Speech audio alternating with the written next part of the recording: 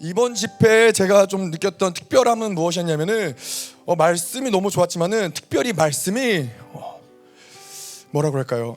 정말 말씀이 너무나 가까이 실체화된 말씀. 그러니까 이게 뭔가 영적인 말씀이고 우리에게 주시는 어떤 생명의 말씀이긴 한데 너무 실체 같은 느낌. 너무 이게 정말 이 성경 말씀처럼 말씀이 육신이 된 것처럼 너무나 가까이 실질적인 우리의 삶과 같은, 우리의 생명과 같은, 우리의 인생과 같은 어떤 그러한 말씀으로 다가와서 정말 손을 뻗으면 우리의 삶 가운데서 만져질 것 같은 그러한 말씀의 어떠함으로 다가오더라고요. 그래서 정말 아까 현주 사모님도 얘기했지만은 소마티코, 정말로 이제는 그 실체가 하나님의 말씀의 실체가 그래서 이거를 걸어다니는 성경이라 그러는구나. 그냥 그 말씀을 알기 때문에, 그 말씀을 우리가 뭐 머릿속에서 기억하기 때문에 걸어다니는 성경이 아니라 정말로 말씀이 육신이 되어서 이 땅 가운데 우리와 함께 거하신 그분이 말씀인 것처럼 우리 한 사람 한 사람이 그 말씀이 되어서 정말로 이제는 그 말씀이 어떠함들이 우리를 통해서, 우리의 삶을 통해서 계속 드러나는 이러한 모습들이 이번 집회를 통해서 하나님이 그런 것들을 좀 보게 해주셨는데, 이 좀 전리품들을 몇 가지를 제가 함께 나눌게요. 근데 뭐 결국은 저에게 있어서 그 전리품은 결국은 한 가지인데, 그건 무엇이냐면은 결국 하나님과의 교제예요. 근데 이 교제를 나아가기 위해서 하나님이 우리에게 좀 통합적으로 이번 집회 때 말씀하셨던 건 뭐냐면은 거룩에 대한 경계선이 있어야 된다. 그것이 분명해야 된다. 에발 산과 그리신산이 그 경계가 분명해야 된다. 계곡에 살면 안 된다. 명확하게 교회가 이것들을 선포해야 되고, 또 옛사람과 새사람의 경계가 분명해야 된다. 근데 이러한 것들의 거룩의 경계가 분명해야 되는 이유는 무엇이냐면은 하나님과 살기 위해서, 그분과 교제하기 위해서. 그래서 이렇게 우리가 계속해서 그분과 하나가 되어질 때, 거룩해질 때, 명확하게 그분과의 교제권이 열려질 때 어떠한 역사들이 일어나냐면은 우리와 하나님이 하나가 되는 거예요. 다시 말해서 다윗이 고백하는 것처럼 하나님의 원수가 나의 원수가 되는 거예요. 하나님의 싫어하는 것들이 내가 싫어하는 것들이 되는 거예요. 근데 거기서 뭐가 나오느냐? 거기서 권세가 나온다는 거예요. 하나님의 마음을 가진 자들, 하나님의 분노, 아까 보셨죠? 진노와 경노의 군대들. 그래서 제가 유미자매한테 물어봤어요. 실제로 저렇게 생겼냐? 처음 보는 천사들이라고 그러더라고요. 자, 어쨌건 그래서 이런 강력한 권세가 발산되는 것이 하나님 이 집회를 통해서, 교제를 통해서 하나님이 더 이상 이제는 우리 옛사람과 새사람의 애매모호한, 옛사람이 좋아져서 새사람이 된다 이런 것이 아니라 명확한 경계가 공동체 안에 설 줄 믿습니다. 그리고 하나님과의 교제권이 열리고 강력한 교회의 권세가 드러날 줄 믿습니다. 아멘. 자, 네, 그 본문 말씀은요, 시편 139편 1절에서 6절 말씀입니다. 아멘. 제가 특별히 이번 감사 예배 때 이 설교를 하게 된 특별한 하나님의 은혜를 받았습니다. 저희가 지난번 이스라엘 집회 때 통해서 다른 네 분의 목사님이 또 전도사님이 설교를 하셨잖아요. 그때 이제 저희가 설교를 결정을 할 때 제비를 뽑았어요. 사모님이 기도해 주시고 제비를 뽑아서 하나님이 택하신 분들을 또 설교자로 세우셨고, 그래서 되게 은혜가 컸어요. 설교 때마다 하나님이 주시는 은혜들이 굉장히 커서 이번에도 저희가 이제 감사 예배를 준비하면서 제가 제안했습니다. 우리 제비를 뽑읍시다. 하나님이 그때도 너무 강력하게 역사하셨는데 제비를 뽑고 하나님이 원하시는 사람 뽑읍시다. 그 몇 명 설교 안 한 사람이 몇 명 안 남았거든요. 근데 그 중에 한 명이 저였기 때문에 그래서 제비를 뽑자고 한 건 아니었습니다. 그냥 정말 하나님이 그랬는데 저희가 8명 설교자, 그래서 제가 그랬습니다. 제비를 뽑는데 다 뽑아야 됩니다. 했던 사람들 빼고 뽑으면 안 되고 다 하나님이 정말 택하실 겁니다. 그래서 제가 여기 있습니다. 제가 제비를 잘 뽑아서 하나님의 은혜로 오늘 말씀을 나누기로 됐습니다. 여러분 기대가 되시죠? 제가 자원을 했으면은 자원했구나 싶지만은 제비를 뽑으니까는 하나님이 택한 종인 거죠. 아멘. 네, 그렇습니다. 네, 하여튼 뭐 그런 일들이 있었고요. 제가 특별히 계속 중보를 달려오면서 하나님이 그런 마음을 주셨어요. 하나님과의 어떤 교제에 대한 부분들을 말씀을 해주셨는데, 이번에 목사님 요한일서를 저희 다 갈라디아서인 줄 알았잖아요. 그래서 또 우리 조혜겸 전도사님이 또 우리 아이들에게 갈라디아서를 다 외워라, 가기 전에 열심히 다 외웠더니 막상 가서 보니 요한일서였던 거죠. 그래도 감사하게 요한일서 다시 외우라고 안 해주셔서 학부모 대표로 감사드립니다. 네, 그래서 갈라디아서가 아닌 요한일서를 했는데 되게 감사했던 거는, 지금 우리가 계속해서 이 시간들을 통과하면서 많은 집회와 사역과 이 시간들을 통과하면서 공동체가 이 시간에 바라봐야 될 어떤 방향성이 무엇인가 했을 때 하나님이 교제라는 마음을 주셨는데, 이번 집회를 통해서 요한일서를 통해서 그런 실질적인 교제권의 문들을 하나님이 굉장히 많이 열어놓으셨고, 또 우리의 어떠한 방향을 그분의 교제로 향할 수 있도록 하나님 우리에게 이러한 집회를 열어주신 것에 대해서 되게 감사하고 그 말씀에 그런 큰 은혜를 받았습니다. 제가 근데 이 특별히 시편 139편을 떠올랐던 거는 그런 의미였어요. 이 시편 139편에 보면은 이제 다윗이 그런 고백을 하잖아요. 하나님이 나에 대한 생각이 어찌 그리 많으신지요. 하나님을 나를 가까이 계시고, 나를 오늘 말씀에도 나오지만 살펴보시고, 내가 앉는 것, 일어서는 것, 뭐 그분은 다 알고 계시고, 이런 말씀을 하는데, 그분이 나에 대한 생각이 많다라는 것이, 그분은 늘 무소부재하시고 전지하신 하나님이고 또 우리를 사랑하시니까 이라고 느꼈는데, 다윗의 입장에서 생각이 들더라고요. 하나님이 나에 대한 생각이 많았다라는 것을 다윗은 어떻게 알고 있었지? 그러니까 다윗은 매 순간 하나님이 그에 대한 생각을 할 때마다 다윗도 동시에 동일하게 그 생각을 계속 느끼는 거예요. 하나님이 나에 대해서 이런 생각을 하시는구나, 하나님이 나에 대해서 이런 생각을 하시는구나. 그런 것들을 경험을 하면서 다윗이 하나님이 나에 대한 생각이 굉장히 많으시구나, 이거를 깨달았다, 이걸 알았다라는 거죠.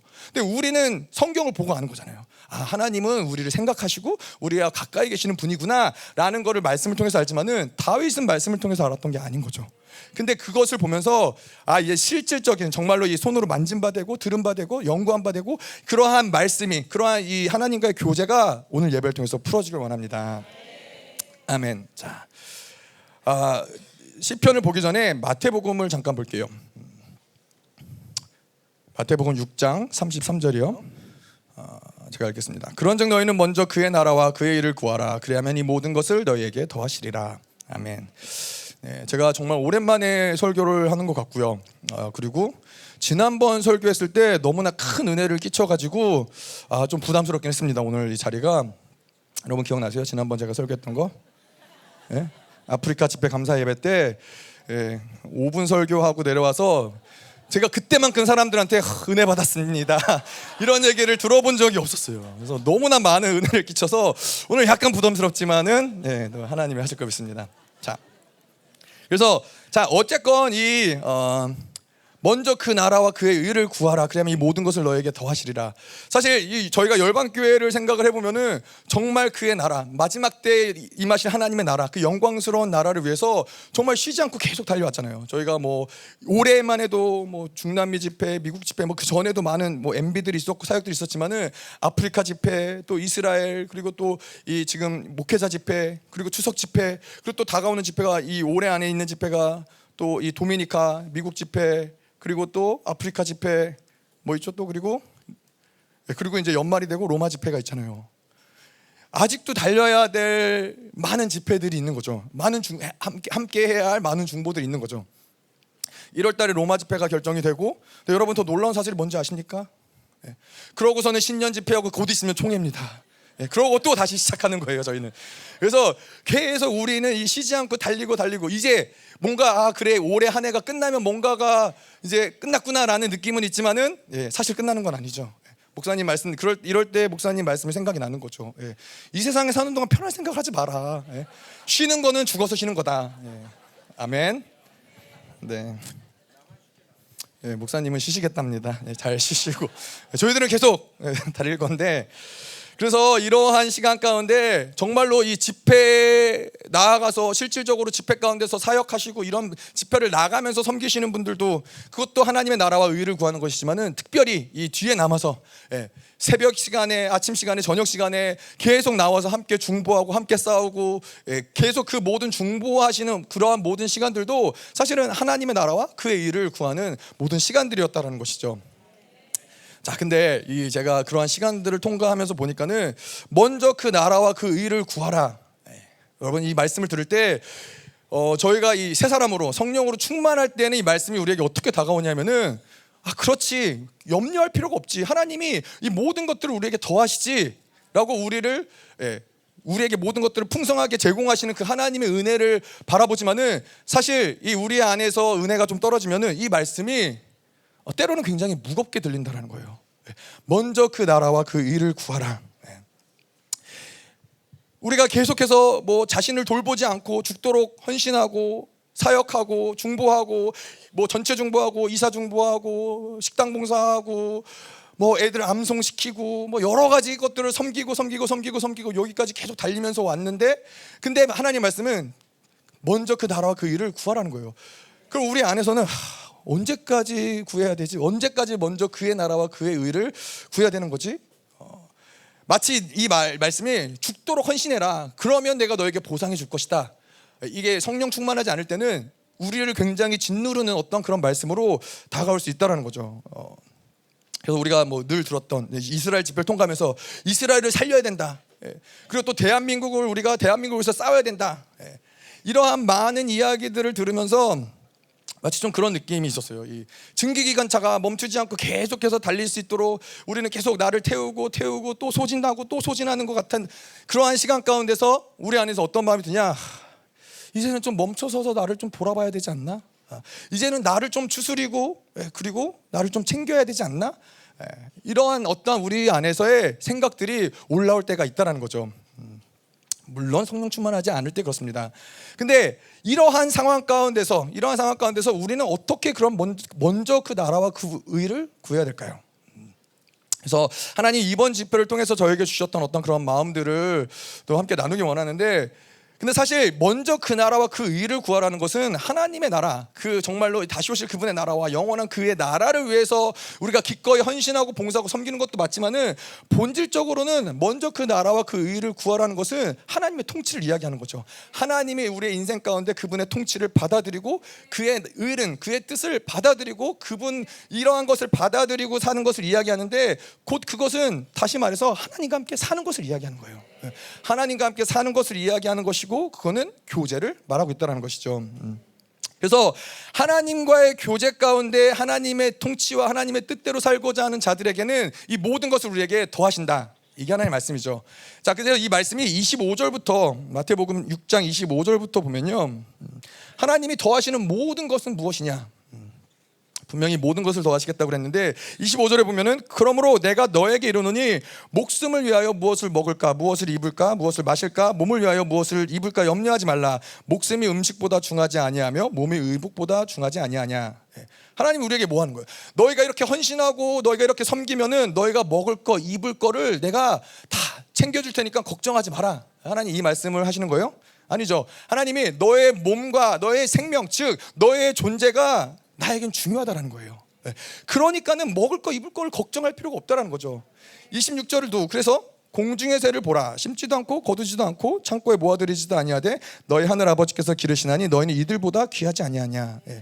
공중의 새들도 자기네들이 먹을 것을 자기네가 농사짓고 걷어서 창고에 두고 자기네가 그것을 지키지 않는다는 거예요. 근데 하물며 우리 하나님의 자녀들을 하나님이 지키시고 보호하시고 책임지시지 아니하시겠느냐. 그래서 말씀하시는 것이죠. 그래서 27절에 너희 중에 누가 염려함으로 그 길을 한 자라도 더할 수 있겠느냐. 자녀인 너희가, 이거는 자녀인 우리가 염려해야 될 것이 아무것도 없다는 거예요. 그분이 우리와 함께하기만 한다면 염려할 것이 아무것도 없다. 28절 또 너희가 어찌 의복을 위하여 염려하느냐. 들의 백합화가 어떻게 자라는가 생각하여 보아라. 수고도 아니하고 길쌈도 아니하느니라. 29절에 그러나 내가 너에게 말하노니 솔로몬의 모든 영광으로도 입은 것이 이 꽃 하나만 갖지 못하였느니라. 솔로몬이 그 영광스러운 궁전에 있고 영광스러운 그 아름다운 옷을 입고 이 모든 것들이 그가 누렸던 모든 것들이 있지만은 하나님이 들의 백합화를 돌보심보다 아름답지 않다라는 거예요. 하나님이 우리를 돌보심, 하나님이 우리를 책임지심, 이러한 것들이 얼마나 영화롭고 아름다운가를 이야기하시는데, 그 먼저 그의 나라와 그의 의를 구하라. 그럼 이 모든 것을 더하시겠다. 하나님이 너희가 헌신한 만큼 보상해 주겠다라는 얘기를 하시는 게 아닌 거죠. 계속 뭔가 더 헌신하고 더 봉사하고 더 섬기고 더 노력해야 받을 수 있는 어떤 보상에 대해서 이야기하시는 게 아닌 거죠. 너희가 10만큼 헌신했으니까 내가 너에게 10만큼 보상하겠다, 이런 이야기가 아닌 거죠. 우리의 존재 때문에 하나님 무엇을 얘기하시느냐? 무한 책임을 얘기하시는 거예요. 이번 집회 때 목사님이 무한 책임에 대해서 이야기 많이 하셨어요. 우리의 모든 것을 그분은 책임지시는데 우리의 영원한 생명도, 우리의 구원도, 우리의 이 안식도, 그분은 이 모든 것들을 그분이 십자가에서 죽으시고 부활하시고 하늘 성소에 들어가시고 이 모든 사건들을 통해서 모든 것들을 다 책임지신다는 거죠. 먹고 입고 자고 이러한 수준이 아니라 그분과 동일해지는 그 수준까지 나아가는 데 있어서 모든 것들을 무한대로 무한적으로 책임지시는 분이 바로 우리 하나님이신 거죠. 아멘. 자, 왜 하나님 이것들을 우리에게 책임지세요? 우리의 존재 때문에 그렇죠. 우리 하나님의 자녀이니까. 그래서 우리는 하나님의 자녀고 후사니까는 하나님이 모든 것들을 무한대로 책임지시는데 먼저 그 나라와 의를 구하라. 아까도 이야기한 것처럼 그건 하나님과 교제를 이야기하는 거예요. 다시 말해서 너희는 자녀인데 이 모든 것들을 내가 무한대로 책임지고 무한대로 풍성하게 주기 위해서 요구하는 건 뭐냐면은 너희는 내 앞으로 나아오라는 거예요. 이거 나를 향해서 나에게 이 은혜 보좌 앞으로 나아오라는 거죠. 그것이 그의 나라와 의를 구한다는 것이죠. 자, 우리는 왜 이러한 모든 상황들 가운데 수많은 중보와 또 집회와 섬김과 헌신 가운데 왜 우리는 소진되는 것 같고 지쳐가는 것 같은 어떤 그러한 느낌들을 씻어버릴 수 없을까요? 뭐 그럴 때가 실제로 육체적으로 지치고 피곤할 때도 있죠. 그런데 저를 돌아봤을 때는 그러한 시간들은 결국에는 뭔가 이 교회의 시스템을 따라서 어쩔 수 없이 돌아가는 그러한 교회의 한 도구로서 시스템 안에서 돌아가는 모습으로 살아가면은 반드시 탈진이 오고 지치고 어려울 수밖에 없더라고요. 근데 하나님이 이제는 그런 시즌으로 살 수 없다는 거예요. 교회가 이제는 그러한 시즌으로 앞으로 계속 보셨지만은 많은 한국에 있는 많은 교회들이, 전 세계에 있는 많은 교회들이 우리를 필요로 해요. 우리가 가진 말씀, 우리에게 주신 진리, 우리에게 주신 하나님의 영광을 필요로 하는 시간이 왔는데 이것들을 우리가 가진 시스템 안에서 뭔가를 이제 순서에 입각해서 중보를 하고 맞춰진 시간에 나와서 헌신을 하고 이렇게 해서는 남은 자 더 이상 이것들을 살 수 없다는 거죠. 이것들을 행할 수 없다는 것이죠. 자, 그래서 결국에는 우리가 시스템으로 살아간다. 이거는 종교일 수밖에 없고 우리의 바벨론일 수밖에 없고 성령이 아닌 자기로 살아가는 부분일 수밖에 없다는 것이죠. 하나님이 그래서 저에게 또 우리 공동체에게 이 시간 하나님 우리에게 말씀하시는 건 뭐냐면은 그래서 너는 나에게 나와라. 내가 너와 교제하기 원한다. 이러한 모든 시간 가운데 하나님이 우리에게 원하시는 거는 그분과 교제하기 원하는 거예요. 자, 그런데 그래서 이 다윗은 수없이 많은 전쟁을 치렀어요. 수없이 많은 전쟁을 치르고 수없이 많은 이 배신과 쫓김을 당하고 어려움과 고난 가운데 있었지만은 하나님이 그걸 뭐라고 인정하시냐면은 하나님 마음에 합한 자라는 거예요. 다윗이 왜 이렇게 전쟁이 많아? 왜 전쟁이 그치지 않아? 왜 이렇게 힘든 거야? 왜 이렇게 지치는 거야? 왜 이렇게 피곤한 거야? 라고 그가 고백했다면 하나님이 하나님의 마음에 합한 자라고 이야기할 수 없었겠죠. 하지만 이 모든 전쟁 가운데 다윗은 그 시간 가운데 그가 누릴 수 있는 하나님과의 교제를 누렸다는 거예요. 그에게 다가오시는 하나님과 계속 교제하는 삶을 잃어버리지 않았다는 것이죠. 자, 그래서 시편 139편으로 저희가 좀 돌아갈 텐데요. 그래서 이 하나님과 다윗의 그러면 이 교제, 이러한 모든 것을 우리에게, 그 자녀에게, 후사에게 주시고자 하는 하나님의 마음이 무엇이냐, 이것을 시편 139편을 통해서 저희가 좀 보기 원합니다. 자, 1절에 보면은 여호와여 주께서 나를 살펴보셨으므로 나를 아시나이다. 시편 139편은 저희가 많이 들어서 잘 알고 있는 내용이죠. 하나님의 전지하심, 무소부재하심, 하나님이 늘 다윗을 알고 계시는데 그분은 다윗을 어떻게 아느냐? 하나님은 다윗을 관찰해서 연구하듯이 다윗을 안다라고 우리가 알고 있죠. 하나님은 심혈을 기울여서 집중해서 우리를 살펴보신다라는 거예요. 하나님이 전지성을 가지고 그분이 모든 것을 아는 어떤 전지성을 가지고 우리를 안다라고 얘기하시는 게 아니라 내가 너를 관찰했기 때문에 안다라는 거예요. 내가 너를 지켜봤기 때문에 안다라는 거예요. 계속 우리의 모든 시간 가운데, 상황 가운데 계속 그분은 다가오시죠. 다가오시면서 우리를 경험하시는 거예요. 마치 이 부모가 아이를 낳으면은 그 아이가 어디가 불편한지, 어떻게 하면 불편한지, 어떻게 하면 얘가 편한지 계속 관찰하면서 그 아이를 알아가잖아요. 이 아이는 물의 온도가 어떨 때 편안함을 느끼고 다른 아이는 어떨 때 물의 온도가 편안함을 느끼고 이런 것들을 계속 같이 살아가면서 경험하면서 그것을 안다라는 거예요. 제가 이 첫째가 태어나고서는 이 아이가 태어난 것도 신기했지만은 첫째를 계속 바라보고 있으니까는 이 아이가 표정이 굉장히 다양한 거예요. 예. 예. 네. 지금도 물론 표정이 다양합니다. 근데 막 너무 막 뭐 어떤 표정들을 보면서 아 이거는 화냈을 때, 이거는 기쁠 때, 이거는 짜증 날 때, 이거는 뭐 행복할 때 여러 가지 표정들이 막 너무 다양하니까는 너무 신기하더라고요. 그래서 다 표정마다 제가 사진을 다 찍어놨어요. 다 사진을 찍어놓고 이거는 화날 때, 이건 짜증 날 때, 이건 기쁠 때, 이건 즐거울 때 막 다 찍어놨는데 그래서 그 사진을 사람들한테 보여. 이거는 야 기쁠 때야 기쁠 때. 근데 사람들이 사진을 다 보더니 뭐라 그러냐면은 야 다 똑같아 보이는데. 다 똑같아 보인다는 거예요. 근데 제 눈에는 똑같지 않거든요. 다 달라 보이거든요. 근데 하나님이 우리를 관찰하시는데 그렇게 관찰하신다는 거예요. 하나님이 광활한 모든 우주에 넘어서 저 하늘 보좌에 앉으셔서 하나님 그러시잖아요. 우리는 정말 이 지구의 먼지와보다도 작은 존재로 존재하지만은 이 구도 자체가 하나님이 우리에게 관심이 없으면은 우리를 발견할 수 없는 구도인 거예요. 하나님이 이 지구보다도 작은 어떠한 우리를 60억이라는 그 60억이 넘는 그 숫자 가운데서 하나님이 나를 살펴보시고 아신다는 거는 나에게 관심이 없으면은 절대 찾을 수 없는 거예요. 절대 알 수가 없는 거예요. 마찬가지로 제가 저의 첫째 딸의 표정들을 바라보면서 그것의 다름을 알 수 있었던 거는 내가 그를 관심이 있으니까 사랑하니까는 그게 보이는 거예요. 근데 다른 사람들은 그게 안 보여요. 그냥 다 똑같아 보인다는 거예요. 하나님이 우리를 아시는데 우리를 살피고 관찰하시는데 하나님은 그 관심이 있기 때문에 그분은 세밀하게 우리의 모든 것들을 바라보시고 관찰하고 계신다는 것이죠. 그래서 하나님은 자기의 양을 이름을 부르시고 아신다는 거예요. 하나님이 그냥 그럴 수 있잖아요. 양 1번, 양 2번, 양 3번, 열방교회 성도 1, 열방교회 성도 2 그럴 수 있잖아요. 근데 그분은 우리의 이름을 기억하신다는 거예요. 놀랍지 않습니까? 저희 집 아이들이 4명이에요. 4명이어도 이름이 맨날 헷갈려요. 그래서 한 명을 부르려면 4명의 이름이 보통 다 나와요. 조혜라, 아니 조혜, 아니 나단, 아니 슬기 뭐 이렇게 보통 이름 4명이 다 나와요. 근데 그분은 우리의 모든 하나님의 자녀들의 이름을 이름으로 기억하신다는 거예요. 하나님 그만큼 우리에게 관심이 있다는 거죠. 자, 그래서 근데 이 하나님의 측면에서는 그런데 다윗의 측면에서는 다윗은 어떻게 하나님이 나를 아신다라고 이야기할 수 있었을까? 그가 어떻게 나를 아신다고 느낄 수 있었을까?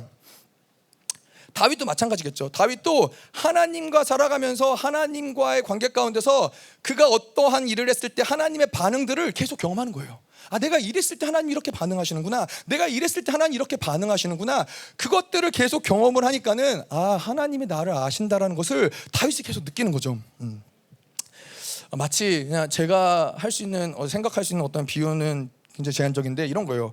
저희 집 4명이 있는데 예를 들어서 우리 슬기는 떡볶이를 좋아해요. 마라탕을 좋아하고 매콤한 음식들을 좋아해요. 근데 치킨은 특별히 프라이드 치킨을 좋아하고 그 프라이드 치킨 중에서도 퍽퍽하지 않은 살 부위를 좋아해요. 나단이는 피자를 좋아하고 햄버거를 좋아하고 치킨은 간장 양념을 좋아해요. 얘는 매운 걸 잘 못 먹어요. 그래서 기름기 많은 부위, 나단이 이런 걸 좋아하고 조엘이는 보통 짜장면과 탕수육을 좋아하는데 치킨을 먹을 때는 뿌링클을 좋아해요. 뿌링클인데 얘는 기름진 거 별로 안 좋아해요. 물컹물컹한 거 별로 안 좋아해요. 퍽퍽한 살을 좋아해요. 그리고 우리 넷째는 보통 이 국물 있는 음식을 좋아해요. 국물 있는 음식을 좋아하고 고기를 좋아해요. 근데 치킨은 뿌링클을 좋아하고 얘는 껍질 부위, 기름기 많은 부위를 넷째는 좋아해요. 자, 그리고 우리 사모는 이런 우리 사모도 잘 알고 있습니다. 사모는 이 오렌지 주스, 신선한 이런 오렌지 주스와 과일을 굉장히 좋아하고 힘들 때 먹어야 되는 것도 있어요. 그 중에 하나가 오렌지 주스고 그 중에 하나가 삼겹살이에요. 근데 삼겹살을 좋아하는데 껍질이나 이런 기름기 있는 부분은 별로 안 좋아해요. 그런 거 빼고. 그리고 치킨은 보통 양념치킨을 좋아합니다. 자, 여러분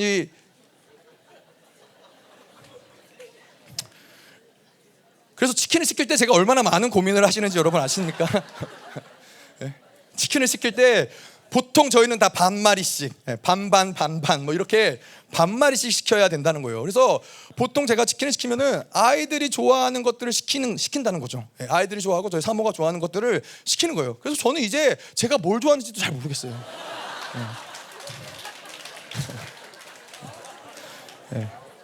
사실은 별로 문제되지 않는 거는 저는 다 좋아하거든요. 다 잘 먹거든요. 그래서 별로 이렇게 크게 문제되진 않아요.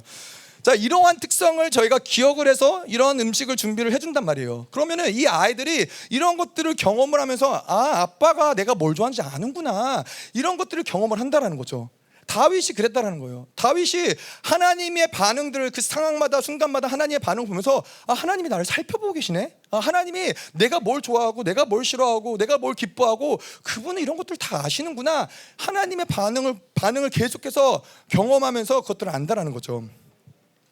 자, 그래서 다윗도 그런 하나님을 계속 인지하고 하나님을 배워가고 아는데 구체적으로 그분이 어떤 분이신지를 안다는 거예요. 마치 요한일서에서 이번 집회 때 목사님이 요한일서에서 삼위 하나님의 역동성에 대해서 굉장히 구체적으로 실질적으로 되게 아름답게 표현을 잘 해주셨는데, 삼위 하나님에 대해서 그분을 구체적으로 그분의 하나님을 경험한다는 거예요. 아버지 하나님의 그분의 사랑을 경험을 하고 예수 그리스도의 끊임없이 우리를 기다리시고 우리를 위해서 인자하시고 또 그분의 우리가 그분을 닮아가는 그 형상 가운데서 그분을 만남과 또 성령 하나님이 죄를 예민하게 계속해서 거부하시는 이런 흐름들 가운데서 우리는 하나님을 계속 경험할 때마다 교제가 더 깊어진다는 거예요. 하나님의 우리를 향한 마음을 더 깊이 알아갈 수밖에 없다라는 것이죠.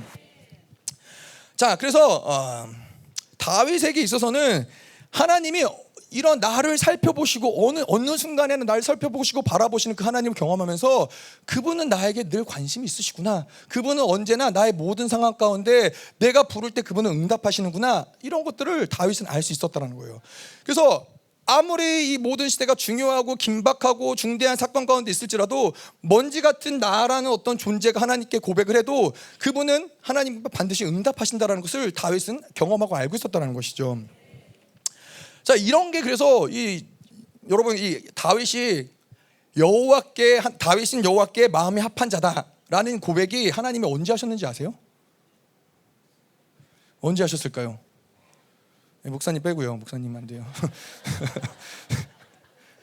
여호와가 이 다윗은 정말 나의 마음에 합한 자다라는 고백을, 이 다윗이 정말 그 모든 인생을 하고 성전을 봉헌하기 위해서 모든 재물을 준비하고 그러고 나서 고백했을 때 하나님이 그래 너는 내 마음에 합한 자라고 고백한 게 아니라, 다윗이 여전히 목자일 때 하나님이 그를 왕으로서 기름 부으시고 그를 찾을 때 다윗은 내 마음에 합한 자라고 고백을 한 거예요.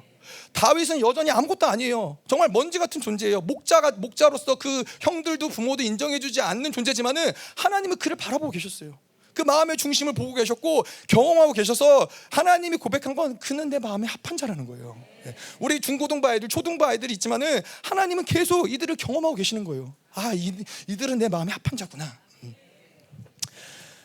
자, 그래서 하나님은 우리의 정말 아무것도 아닌 것 같은 내 존재에 모든 기도를 하나님 응답하시죠. 지난번 이스라엘 집회 때였어요. 이스라엘 집회 때 얼마나 정말 중요한 많은 시대적인 흐름을 선포를 해야 되고 이런 많은 중요한 사역들을 목사님도 하셨잖아요. 이스라엘에서 그러한 모든 이 중요한 사역들을 하시고 하나님과의 시간을 마지막 시대의 시간들을 조율하시고 이런 와중에도 제가 중보하면서 제 마음에는 어떤 게 있었냐면은 하나님 찐빵 먹고 싶어요. 제가 그런 마음, 하나님 기도한 거 아닌데 그런 마음이 있었어요. 근데 그날 저녁에 찐빵 나왔어요. 여러분 기억나세요? 그리고 찐빵을 먹으면서 제가 무슨 생각을 했냐면은 하나님 옥수수도 먹고 싶어요. 그 다음날 뭐 나왔는지 기억나세요? 옥수수 나왔어요. 하나님이 김민호 목사님 아무리 중대한 사건 가운데 하나님과 사역을 하고 이런 시간을 조율하고 있는 상황에서도 그분은 나의 이런 생각으로 드리는 기도도 응답하신다라는 거예요. 아멘. 네, 뭐라고요? 잘 안 들립니다. 제가 목소리 뭐라는지 잘 안 들립니다. 네. 자, 그래서 계속해서 우리가 다윗은 그것을 하나님과 경험하고 있었다는 거예요. 우리가 이 시편 139편을 하나님이 어떠하신 측면에서도 보지만은 다윗이 하나님과 교제하면서 다윗의 어떠함을 좀 많이 저희가 묵상하고 바라봤으면 좋겠다는 마음에서 좀 나눠지는데, 근데 또 한편엔 우리가 이 바벨론으로 살아가다 보면은 이런 생각이 들 수 있다는 거예요. 하나님이 과연 날 살펴보고 계실까? 하나님이 날 알고 계실까? 나에게 어떤 관심이 있으실까? 나에게 집중하실까? 그런 생각을 우리가 할 수 있다는 거죠. 근데 그 전에 우리가 알아야 될 거는, 봐야 될 건 뭐냐면은 나는 과연 하나님이 나에게 다가와도 나는 그것을 인지할 수 있나? 인지하고 있나? 하나님이 다윗이 하나님의 다가오심과 살피심과 하나님의 반응하심을 계속 경험하고 있듯이 나는 지금 그분께 열려 있나? 그분이 나에게 오실 때 나는 그분이 오시는구나 라는 걸 인지할 수 있나? 여러분, 하나님의 다가오심을 아는 것, 이번 집회 때 목사님도 얘기했지만은 이것은 새 사람으로서 살아갈 때 우리에게 생겨나는 영적 감각이래요. 감각인 거예요. 감각이라는 건 뭐예요? 노력해서 뭔가 만드는 게 아니라는 거예요. 그냥 몸이 반응하는 거예요. 영이 반응하는 거예요. 지난번에 유미자매가 중보를 하면서 전체 중보하면서 그런 얘기 했거든요. 자기는 천재다. 못 들으신 분 계세요? 다 놀라시. 자기는 원래 숫자 천재였대요. 그래서 숫자를 보면은 그냥 그 숫자가 그 이미지화 돼서 겹쳐서 그냥 그것들이 다 머릿속에 기억에 남았대요. 그래서 차 번호판을 봐도 번호와 사람과 이게 뭐지 모든 것들이 다 그냥 일치화되어서 보이고 전화번호도 그렇고. 제가 그 얘기를 들으면서 계시를 받았던 게 뭐냐면은 이게 감각이구나. 그러면서 이 바벨론을 받아들이면서부터 그 감각들이 죽어졌다라는 거예요. 근데 하나님과 살아가는 것도 결국엔 감각이라는 거예요. 하나님을 아는 것, 어떤 영분별을 하는 것, 어떤 이 하나님에 대한 마음을 알고 분노와 경노를 가지고 영적 전쟁을 하고 모든 것들은 사실은 감각이라는 거예요. 우리가 노력해서 배워서 영분별을 하고 배워서 아는 게 아니라 이 영적인 감각, 우리에게 주어진 그 감각들이 살아나면은 자연스럽게 알아지는 거예요. 자연스럽게 하나님을 느끼는 거예요. 그분의 다가오심을 받아들이는 거예요. 그래서 이게 감각이구나 라는 걸 깨달았는데, 이번 집회에 제가 뭘 깨달았냐면은 이 감각들이 어떻게 살아나는지 아세요? 새 사람을 선택하고 새 사람으로 살 때 살아나는 감각이라는 거예요. 그래서 우리가 새 사람을 선택해야 되는 이유, 옛 사람은 나쁜 놈이고 새 사람은 좋은 놈이기 때문에 이 새 사람을 선택해야 되는 게 아니라 하나님과 더 깊은 교제, 하나님이 계속 다가오심을 받아들이기 위해서는 옛 사람으로 살 수 없는 거예요. 계속 새 사람을 선택해야지 그분의 다가오심을 계속 받아들이고 그분을 느끼고, 다윗처럼 하나님이 나에 대한 생각이 얼마나 많으신지요, 이런 고백을 할 수 있다는 거예요. 새 사람을 선택해서 계속 우리의 영적인 감각들이 살아날 줄 믿습니다. 아멘. 자, 근데 반대로는 그런 거죠. 반대로는 옛사람으로 계속 안목의 정욕과 육체의 정욕을 가지고 살아가면은 이런 감각들이 계속 죽어지는 거예요. 하나님이 다가와도 모르는 거예요. 하나님은 우리 모든 사람에게 다윗에게와 동일하게 수없이 많은 생각을 가지고 계세요. 그분은 우리 모든 사람들을 살펴보시고 우리를 알고 계시다라는 거예요. 근데 옛사람으로 선택한 우리의 어떠한 자아는 그 하나님을 느끼는 감각들이 죽어지기 때문에 그걸 모른다라는 거예요. 하나님은 나에게 관심이 없구나, 하나님은 날 생각하지 않는구나 라고 생각할 수밖에 없다라는 거죠. 2절 보도록 하겠습니다. 주께서 내가 앉고 일어섬을 아시고 멀리서도 나의 생각을 밝히 아시오며.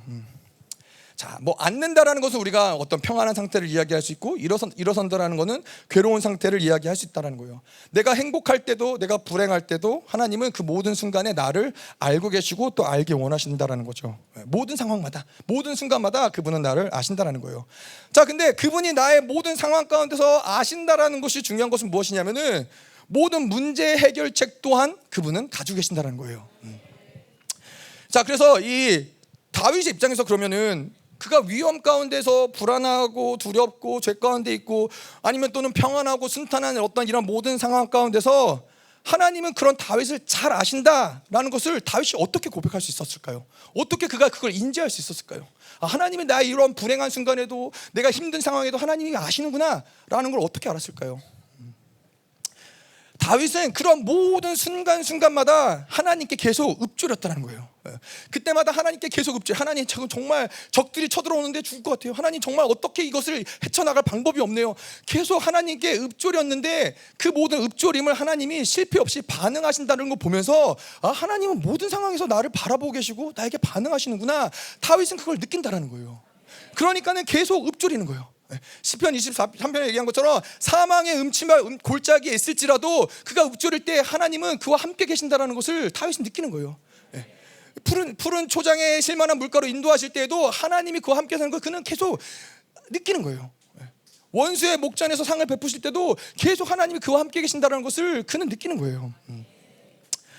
제가 얼마 전에 아프리카 MB를 다녀왔지 않습니까? 처음 해외 MB를 나가는 거였고, 처음 이제 팀을 꾸려서 나가는 거야 되니까 잘 모르는 게 너무 많은 거예요. 행정적으로도 그렇고, 이거 예산을 어떻게 짜야 되고, 어떻게 해야 되고, 모르는 게 너무 많았어요. 그러니까는 저는 제철 목사님한테 다 물어봤어요. 1번부터 뭐 10번까지 하나하나 빠짐없이 세심하게 제철 목사님한테 이건 어떻게 해야 돼요? 이거 여기서는 어떻게 해야 돼요? 이거 뭐 차는 어떻게 해야 돼요? 교통 어떻게 해야 돼요? 뭐 이런 사역은 할 때는 이렇게 사람들은 어떻게 해야 돼요? 다 물어봤어요.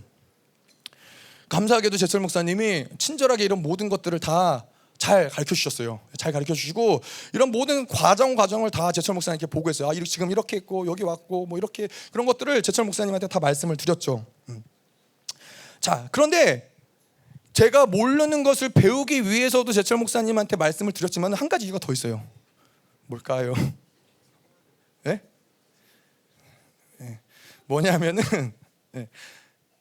제가 그런 것들을 물어보고 그 목사님한테 말씀을 드릴 때 그 모든 책임을 담당해야 되는 건 내가 아니라는 거예요. 뭐 무슨 일이 나면 제철 목사님 그렇게 하라고 그랬는데요? 라고 저는 얘기할 수 있는 거예요. 그러니까는 그렇게 사는 거죠. 네, 다윗은 그 비밀을 알았던 거예요. 모든 순간순간마다 그 어떤 고난의 순간, 어려움의 순간마다 하나님께 계속 읊조리는 거예요. 하나님 도와주세요. 하나님 당신이 필요해요. 하나님 이건 내가 어떻게 해야 될지 모르겠어요. 그럴 때 그 모든 책임을 누가 지세요? 하나님이 지신다라는 거예요. 그러니까 모든 순간에 계속 하나님께 올려드리는 거예요. 맡겨드리는 거예요.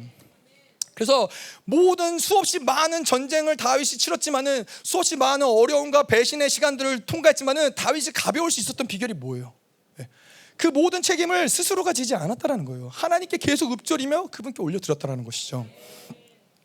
자, 그런데 이 바벨론은 그러잖아요. 바벨론으로 우리가 쩌들어 있는 시간 가운데서 뭐 아니면 옛사람으로 살아갈 때는 우리가 혼자 짐지고 혼자 책임지는 가운데서 계속 지치고 탈진하게 만드는 것이 바로 이 바벨론의 시스템 안에서 드러나는 모습인 거죠. 그래서 아까도 사모님이 그런 말씀하셨지만 우리를 힘들게 하는 많은 부분이 많은 것들을 내가 해결해야 될 문제로 여기기 때문이라. 내 문제구나. 이걸 내 문제로 여기기 때문에 우리는 계속 지치고 탈진한다는 거예요. 내가 죄를 지었어. 내가 문제지. 내가 잘못해서 그렇지. 어떤 내 안에 묶임과 상처가 있어. 내가 이것들을 풀지 못해서 그렇지. 내 문제지. 그러다 보면 결국 그게 어디까지 가냐면은 그래, 나는 존재적으로 합당하지 않은가 봐. 나는 존재적으로 뭔가 부족함이 있나 봐. 뭐요? 내 문제가 아니라는 거예요. 예수님이 나의 죄의 문제를 그분이 감당하셨잖아요. 그분이 담당하셨잖아요. 우리의 모든 사망의 문제를 그분이 담당하셨잖아요. 우리의 상처, 묶임, 이 모든 것들을 그분이 담당하신다니까요. 그래서 이것을 그분께 맡겨드리는 것이 우리가 해야 될 일이지, 이것을 내 문제로 생각하는 순간부터는 모든 것들이 무거워지고 지치고 탈진할 수밖에 없다는 것이죠. 자, 그래서 내가 뭔가를 짐지고 있다, 책임지고 있다, 뭐 그게 자녀의 문제든 가정의 문제든 뭐 회사의 문제든 뭔가를 내가 이런 것들을 계속 문제들을 내 문제로서 직면하고 있다. 그러면 그건 다시 말해서 어떤 상태냐면은 하나님이 내가 안고 일어사심을 하나님은 모르신다. 결국엔 그것이 그 고백인 거죠. 내가 그것들을 하나님께 읊조리지 않고 있고 하나님과의 교제가 이루어지지 않는 상태라는 것이죠. 자, 그러니까는 다윗에게는 여호와는 나의 목자였어요. 그분은 어느 순간에나 그를 푸른 초장으로 인도할 수 있는 목자가 있었기 때문에 두렵지 않았어요. 어디를 가든 문제되지 않았어요. 근데 이러한 바벨론의 시스템 가운데 혼자 짐지고 살아가는 상황 가운데서는 여호와는 나의 목자가 아닌 거예요. 목자가 없는 거예요. 양이 홀로 떨어져서 목자 없이 방황하고 배회하는 그 양이 얼마나 힘들고 어렵겠어요. 얼마나 막막하겠어요. 자, 그 다음에 멀리서도 나의 생각을 밝히 하시오며. 다윗에게 있어서는 하나님의 측면이지만 다윗에게 있어서는 하나님은 공간적으로도 특별히 구약의 시대 가운데는 하나님은 멀리 계신 분이었어요. 지극히 높은 저 하늘 보좌 위에, 내가 있는 곳과는 정말 이 동떨어진 하늘 보좌 위에 존귀하게 앉아 계시는 그 하나님이었다는 것이죠. 그래서 또 다윗은 스스로 하나님께 나아갈 수 있는 존재가 아니었어요. 한나 목자에 불과한, 아니 왕이었어도 한나 이 작은 이스라엘의 왕인 그 존재가 어떻게 그 만군의 주시고 만주에 주이신 그분께 어떻게 나아갈 수 있겠어요? 나아갈 수 없었다라는 거예요. 자, 근데 다윗은 또 멀리서도 내 생각을 안다는 거예요. 그냥 멀리 계시는 분이 아니라는 거예요. 그분은 멀지 않다라는 거예요. 근데 왜 그분이 멀지 않느냐? 그거는 분명히 다윗의 입장에서는 하나님께 나아갈 수 없어요. 근데 하나님은 계속 다윗에게 다가오신다라는 거예요. 그분은 분명히 저 하늘 보좌 위에 있으셔야 되는 분인데 계속 순간순간마다 하나님이 다윗에게 다가오신다라는 것이죠. 자, 또 때로는 우리가 그럴 때 있죠. 하나님이 공간적으로 멀리 저 하늘에 계신 분이 아니라 그냥 마음 가운데 멀리 느껴질 때가 있어요. 하나님이 느껴지지 않는 어떤 그런 순간들이 있다라는 거예요. 근데 그러한 순간에서도 하나님은 정확히 우리가 가진 목적, 우리가 가진 의도를, 모든 생각을 하나님은 알고 계신다라는 거예요. 그 제일 중요한 거는 뭐냐면은 하나님은 우리와 멀리 있기를 원치 않으세요. 하나님은 우리와 멀리 떨어져 있는 그 시간을 하나님은 결코 기뻐하지 않으세요. 그래서 에베소서 2장 13절에도 보면은 이제는 전에 멀리 있던 너희가 그리스도 예수 안에서 그리스도의 피로 가까워졌느니라. 그분은 계속 더 가까이 계속 우리에게 다가오시는 분이세요.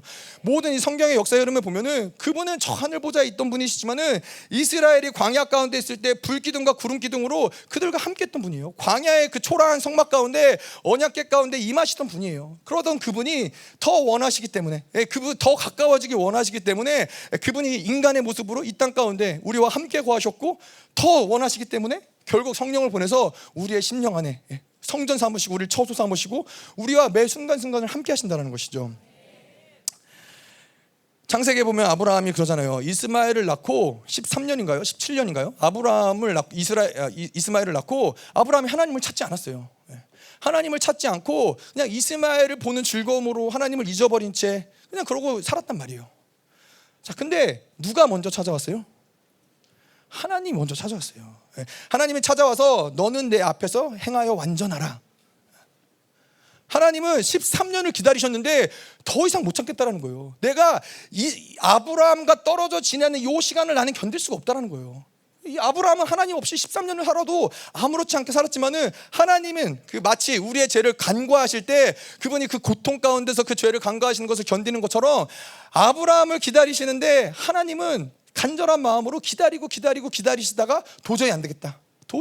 그리고서 하나님이 나타나셨다는 것이죠. 하나님은 우리와 결코 멀리 있는 것을 기뻐하시거나 즐거워하시는 분이 아니라는 것입니다. 자, 그래서 다윗은 그런 거예요. 만왕의 왕이신 그분이, 만군의 주이신 그분이 지극히 높은 곳에서 계속 한없이 작은 나에게 다가오시는 거예요. 그거를 경험하는 거예요. 매 순간 경험하는 거예요. 마치 우리가 하나님 하면은, 아버지 하면은 그 임재가 훅 다가오는 것처럼 우리가 부르기만 해도 그분은 계속 다가오는 것이죠. 자, 그래서 나의 생각을, 멀리서도 나의 생각을 그분이 밝히 아시기 때문에 다윗은 언제나 그의 마음을 숨기거나 감출 필요가 없었어요. 하나님은 다윗의 진짜 마음, 진짜 동기, 진짜 목적이 무엇인지를 정확히 아셨기 때문에 거기에서 우리는 자유함을 느낄 수 있다는 거예요. 여러분 그럴 수 있잖아요. 하나님 내 생각 다 하시고 내 앉고 서는 거 다 하시고, 누가 그러더라고요. 시편 139편 한다고 그러니까 그 스토커 하나님에 관한 말씀이요. 그런 얘기 하더라고요. 근데 어떤 사람에게는 하나님이 내 모든 것을 다 아시는 것이 부담스러울 수 있죠. 그냥 내가 어느 정도 적당히 나의 마음을 가리고 숨기고 적당히 그렇게 하면 좋을 것 같은 그러한 관계일 수도 있지만은, 여러분 생각해 보세요. 예를 들어서 여행을 가요. 여행을 가는데 이제 막 결혼을 해서 잘 보여야 되는 시부모님이랑 여행을 가는 거예요. 같은 방을 써야 돼요. 그 여행이 즐거우시겠어요? 아니면은 나를 잘 아는, 말하지 않아도 내 마음과 딱 맞는 그런 친구와 여행이 즐거우시겠어요? 시부모님이요? 누가? 우리의 마음을 아신다라는 것은 그분과 함께 있을 때 우리는 자유할 수 있다는 거, 즐겁다라는 거예요. 우리는 행복하다라는 것이죠. 그래서 다윗은 하나님께 뭔가를 잘 보일 필요도 없었어요. 뭔가를 감출 이유도 없었어요. 그것이 좋은 마음이든 나쁜 마음이든, 그것이 선한 마음이든 악한 마음이든 하나님께 숨기거나 감출 이유가 아무것도 없었어요. 왜? 이미 다 아시기 때문에. 그래서 하나님은 언제나 그의 마음을 터놓을 수 있는 좋은 동반자이셨어요. 그래서 다윗의 인생을 우리가 이야기하면 이런 거예요. 자기를 너무나 잘 아는 가장 친한 친구와 멋지고 행복한 여행을 한 것이 다윗의 인생이라는 거예요. 우리도 그런 인생, 우리도 그런 여행을 해봐야 되지 않겠습니까? 뭔가 잘 보여야 되고 뭔가 감춰야 되고 어떤 그러한 사람과 동행하는 것이 아니라 내 마음을 너무나 잘 알기에 같이 있는 것만으로도 너무 행복한. 자, 근데 바벨론은 그렇지 않아요. 하나님은 언제나 500억 광년 떨어져 있는 멀리서 계신 분이세요. 내가 기도해도 모르시고 내 마음도 알지 못하는 그런 하나님이에요. 그리고 또 내 한편에 그분은 나같이 하찮은 사람한테는 별로 관심이 없으셔. 그리고 혹 그분이 내 옆으로 다가오셔도 부담스럽다, 잘 보여야 된다, 긴장해야 된다, 숨겨야 한다. 여러분, 긴장하고 숨기고 회피하고 눈치 보는 그 인생이 얼마나 무거워요. 얼마나 비참해요. 여러분 목사님하고 함께 있을 때 그러시지 않으시죠? 예. 자유하시죠? 예.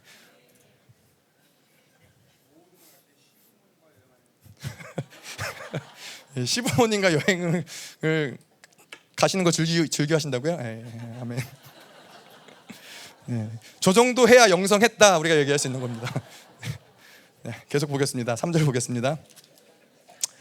나의 모든 길과 내가 눕는 것을 살펴보셨으므로 나의 모든 행위를 익히 아시오니.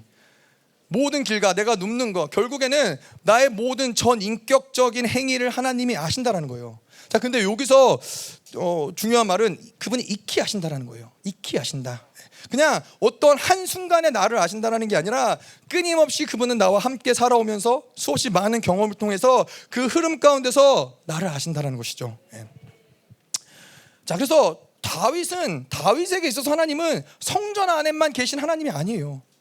그의 인생 가운데 모든 전쟁 가운데서 함께 싸운 전우이고 그를 인도하는 목자이고 그의 인생의 동반자가 하나님인 거예요. 다윗은 이렇게 한 인생 가운데 계속 이런 흐름들을 같이 해왔기 때문에 그 함께 인생을 살아온 그 사람들에게는 뭔가 말하지 않아도 알 수 있는 것들이 있어요. 제가 오늘 첫째 얘기를 많이 하는데 저희 슬기가 닭다리를 잘 안 먹어요. 닭다리를 잘 안 먹는데 제가 유심히 살펴보면은 닭다리를 싫어하진 않아요. 닭다리를 싫어하진 않는데 닭다리를 잘 안 먹는 거예요. 그래서 제가 곰곰이 고민해봤어요. 얘가 왜 닭다리를 잘 안 먹을까? 분명히 닭다리를 좋아하거든요. 퍽퍽한 살 별로 안 좋아하고 약간 그런 기름기 있는 걸 좋아하는데 닭다리를 안 먹는 거예요. 근데 하나님이 저한테 깨닫게 해주신 게 뭐냐면은 예전에 제가 설교할 때 중보할 때 자주 했던 얘기가 왜 닭에는 다리가 두 개밖에 없는지 모르겠다. 우리 집 애들은 다 닭다리를 좋아해서 애들 다 주고 나면은 나는 닭다리를 먹을 수가 없다. 아마 평생 닭다리를 못 먹을 거다. 이런 얘기를 제가 했던 기억이 나더라고요. 근데 뭐 그런지 아닌지 잘 몰라요, 사실. 근데 슬기가 닭다리를 안 먹는 걸 보니까는 그런 거 같은 거예요. 아빠 먹으라고. 이제 그 얘기 그만하고. 근데 이거는 슬기와 저의 어떤 그런 관계가 아니면은 그걸 누가 알겠어요? 그냥 쟤는 닭다리 안 좋아하나 보다. 그렇게 생각을 하지만은 저는 아는 거죠. 제가 아빠를 배려해서. 그래서 그 배려하는 마음이 감사해서 그냥 먹어요, 제가. 예전에도 그런 얘기 있잖아요. 부모님이 생선 드시면은 나는 생선 머리가 좋다. 그리고 그 생선 머리만 드시고 그리고 다른 부분은 안 먹는 거예요. 어렸을 땐 모르지만 나이가 들면 알잖아요. 부모님이 왜 생선을 안 드시고 머리만 드시는지. 그거 안단 말이에요. 말해서 아는 게 아니라 하는 거예요. 오늘도 그런 게 있었어요. 오늘 점심을 이제 목사님하고 이제 설교를 하니까는 같이 식탁에 앉아서 밥을 먹는데 자꾸 먹고 있는데 목사님이 야 이거 옆에 충만히 줘라. 먹고 있는데 옆에 이제 충만히 줘라. 그래서 자꾸 충만히 주는 거예요. 그래서 나도 우리 아빠랑 밥 먹고 싶다. 그런 생각이 문득 들었지만은 아버지의 마음이 그렇다는 거죠. 말하지 않아도 뭐 그거 자녀가 이해하든 이해하지 않든 그 마음을 그렇게 표현이 되는 거죠. 목사님은 그렇게 인정하지 않으실 수도 있지만은 몸에 배인 거예요. 사랑하는 사람한테 먹을 거 하나 더 주는 거. 그게 목사님 사랑의 표현이거든요. 제가 예전에 기억나요. 제 기억에는 아마 통역 잘리고 좀 설교 때 꼭 빠지지 않는 레퍼토리긴 한데 통역 잘리고 좀 힘들어하는 그 시간인데 목사님이 어느 날 그냥 아무 이유 없이 야 밥 먹자, 너네 애들 다 부르고 불러라. 그래서 예전에 거기 우리 앞에가 고깃집 있었잖아요. 지금 고깃집 다시 생긴 그 자리. 그래서 거기 가서 고기를 사주시겠다고 밥 먹자고. 그래서 가서 야 먹고 싶은 거 골라. 이렇게 쭉 보시더니 뭐 아무거나 잘 괜찮아요, 좋아요 그랬더니 쭉 보시더니 돼지고기 먹자 그러시더라고요. 그랬는데 그때 잘 몰랐는데 먹고 나면서 생각을 해보니까는 특별히 목사님이 뭘 사줄 이유가 없는데 목사님이 뭔가 그냥 그런 마음을 나누고 싶으셨구나. 아닐 수도 있어요. 하지만은 저는 그렇게 받았습니다. 제가 그런 경험이 많아서요. 이게 조심스러워요. 예전에 이제 자꾸 시간이 흘러가는데 광주 가기 전에 제가 설교를 하면서 제가 이 교회에 10년을 있으면서 사모님의 특별한 사랑을 받아서 너무나 감사하고 귀하게 제가 정말 감사하다고 사모님한테 특별히 마음을 드렸는데, 그 다음에 교육자모님 갔더니 야, 나는 너를 특별하게 생각한 적이 없는데 그러시는 거예요. 네, 그런데 사모님이 그때 그러셨어요. 근데 그게 좋은 믿음이라고. 그래서 하여튼 저는 그때도 목사님이 그런 어떤 사랑의 마음을 표현을 하셨다는 거죠. 자, 그래서 다윗이 왜 웃으신 거죠? 네? 애매해요. 다윗이 하나님한테 하나님, 내가 당신을 사랑합니다. 내가 당신에게 이 성전을 하나님께 지어드리고 싶습니다. 나만이 좋은 궁전에 있는 게 아니라 하나님께 성전을 봉헌하십니다 라고 했을 때, 우리는 이해하지 못하는 하나님과 다윗 간에, 하나님이 그것도 아니다, 넌 많은 피를 흘렸기 때문에 넌 할 수 없다라고 했을 때, 하나님과 다윗만 아는 그 관계 가운데서 그것이 있다라는 거예요. 우리의 모든 한 사람 한 사람의 모든 관계 가운데서 우린 그것이 있다라는 거예요. 베드로가 마찬가지죠. 베드로가 예수님이 다시 찾아오셔서 너는 나를 사랑하느냐? 다른 제자들은 이해할 수 없어요. 그걸 어떻게 이해해요? 그걸 3번을 물으셨을 때 베드로는 아는 거예요. 내가 예수님을 배반했던 그것을 하나님이 회복시켜주기 원하는구나, 예수님 회복시키기 원하시는구나. 베드로와 예수님만의 아는 그러한 교제라는 것이죠. 근데 다윗은 그걸 안다라는 거예요. 익히 아시오니, 나의 모든 인생의 전반의 흐름 가운데서 나와 계속 동행하시고 교제하신 그분만 알 수 있는 그것을 다윗은 아는 것이죠. 자, 그런데 우리가 바벨론으로 살아갈 때는 어때요? 우리는 하나님을 성전에 가두게 돼요. 그냥 하나님을 알되 단편적인 만남, 제한적인 만남을 추구한다는 거예요. 내 인생의 전반의 모든 흐름들은 내가 원하는 대로, 내가 하고 싶은 대로 살면서 성전에서 단편적으로 하나님만을 만나는 거예요. 마치 우상단지를 만나듯이. 그래서 그러한 사람은 그분과 함께 걸어온 발자취가 있을 수가 없어요. 그분과 함께 써내려온 이야기가 있을 수가 없다는 거예요. 근데 그런 인생은 늘 혼자이고 늘 외롭고 늘 고독할 수밖에 없다는 거예요. 그런 인생은 삶이 단조로울 수밖에 없어요. 삶이 재미가 없는 거예요. 늘 반복되는 삶에서 재미난 게 없는 거죠. 여러분, 모든 만물을 소유하신 그분과 함께 나의 인생의 모든 전반의 흐름들을 그분과 함께 살아갈 때 얼마나 기쁘고 즐겁고 행복하겠어요. 그분은 만물을 소유하셨고 창조주이시고 무엇이든지 할 수 있는 전능자이신데, 그래서 저희가 교역자들이 놀러 가도 부교육자끼리 놀러 가면 재미가 없어요. 김민우 목사님이 같이 가셔야 재밌는 거죠. 부교육자끼리 뭔가 만나서 논다, 뭐 놀 일도 없지만은 한다. 그럼 뭘 하냐면은 자전거 타고 가서 라면 먹고 돌아오기, 뭐 이 정도 할 수 있어요. 근데 이제 김민우 목사님이랑 같이 간다. 그러면 이제 완전히 스케일이 달라지는 거죠. 여러분, 인생을 자전거 먹고 라면 먹고 반복하면서 사시겠어요? 아니잖아요. 계속 하나님과 동행하면서 살아갈 때 그분의 스케일에 맞는 어떠한 삶의 이 수준대로 우리 이끌어 가신다라는 것이죠. 여러분, 제가 오늘 설교를 쭉 하면서 하나님과 깊은 이 교제를 나누고 이야기하면서 마지막에는 이 하나님의 친밀함을 느끼면서 여러분 펑펑 울면 좋겠다라는 마음이 있었는데, 제가 볼 땐 좀 틀린 것 같습니다. 흐름이 그런 흐름은 아닌 것 같아요. 자, 4절 볼게요. 뭐 길지 않습니다, 설교는. 자, 여호와여, 내 혀의 말을 알지 못하시는 것이 하나도 없으시니이다. 하나님은 내가 말하지 않아도 나를 아신다라는 거예요. 근데 이 표현이 저에게 왔는데, 이 표현이 되게 특별하게 왔어요. 하나님은 내가 표현하는 모든 걸 통해서도 하나님은 나를 아시지만은 표현하지 못하는 모든 것 가운데서도 나를 아신다라는 거예요. 우리가 알고 있는 게 있어요. 우리가 표현할 수 있는 게 있어요. 근데 또한 우리는 알지 못하는 것들이 있어요. 그리고 우리가 표현하지 못하는 것들이 있어요. 근데 그러한 것들마저도 하나님은 아신다라는 거예요. 우리의 의식의 세계를 아실 뿐만 아니라 우리의 무의식의 세계마저도 그분은 아신다라는 거예요. 그분은 경험하고 계신다라는 것이죠. 자, 다윗도 마찬가지예요. 다윗도 그의 인생 가운데 정말 어둠 가운데 아무것도 보이지 않고 아무것도 들리지 않고 아무것도 말할 수 없는 시간들이 분명히 존재했어요. 그런데 그런 칠흑 같은 어둠 가운데 하나님은 자신이 다윗이 볼 수 있는, 다윗이 들을 수 있는, 다윗이 알 수 있는 방법으로 다가오시는 것을 다윗은 느꼈다는 거예요. 다윗이 인지하는 영역이든 인지하지 못하는 영역이든 간에 하나님이 그 모든 영역 가운데 어둠 가운데 있는 자기가 알지 못했던 그런 어떤 어둠의 영역들까지도 하나님은 계속 다가오신다는 것을 느낀다는 것이죠. 이 얘기를 할 때 헬렌 켈러 이야기가 생각이 났어요. 헬렌 켈러가 삼중 장애가 있었잖아요. 말하지 못하고, 아니죠, 듣지 못하고, 보지 못하고, 말하지 못하고, 맞네요. 말하지 못하고, 듣지 못하고, 보지 못하는 이런 장애가 있었어요.